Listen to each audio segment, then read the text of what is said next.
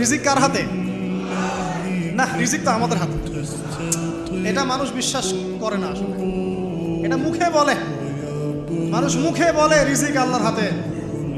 মানুষ যদি বিশ্বাস করতো রিজিক আল্লাহর হাতে, তাহলে মানুষ কেমন করে সুদ খাবে?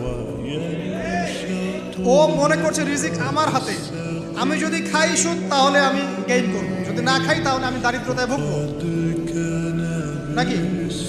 যদি আমি ঘুষ নেই তাহলে আমার উন্নতি হবে অর্থনৈতিক, যদি না নেই তাহলে আমি মরে যাব, না খেয়ে মরে যাব।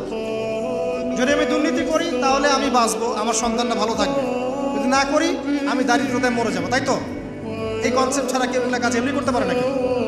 নিঃসন্দেহে আমরা মনে করি যে রিজিকের মালিক আমরা, আল্লাহ নয়। শুধু মুখের মধ্যে বলি যে রিজিকের মালিক আল্লাহ।